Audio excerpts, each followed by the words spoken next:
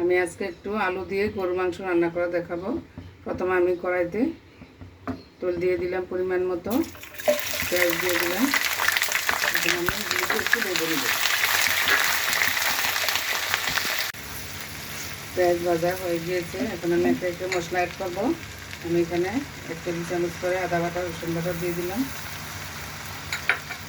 এখানে লাল মরিচের গুঁড়া, ধনিয়ার গুঁড়া, হলুদের গুঁড়া পরিমাণ মতো দিয়ে দিচ্ছি।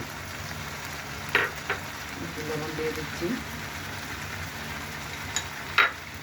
এখানে 2টা তেজপাতা, 3-4 টুকরো দারুচিনি, একটু এলাচির পাখি, একটু জিরার পাখি, 4-5টা লবঙ্গ দিয়ে দিলাম।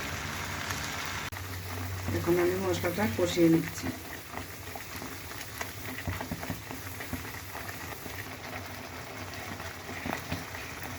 মশলা কষানো হয়ে গিয়েছে, এখন আমি মাংসটা দিয়ে দিচ্ছি।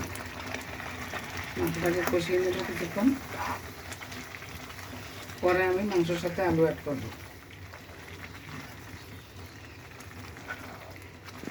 আমি মাংসটাকে 15-20 মিনিটের জন্য ঢেকে দিচ্ছি। ফিরে এলাম 20 মিনিট পর। আমার মাংস কষানো হয়ে গিয়েছে, এখন আমি আলুটা অ্যাড করে দেব।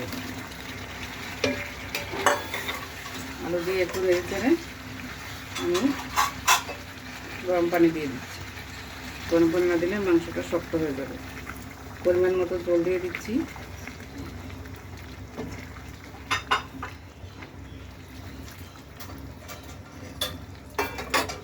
আরও 20 মিনিটের জন্য ঢেকে দিচ্ছি।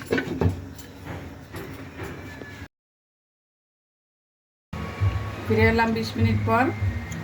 আমার রান্নাটা হয়ে গিয়েছে। আমি অফ ক্যামেরায় 2-4 বার নেড়ে দিয়েছিলাম।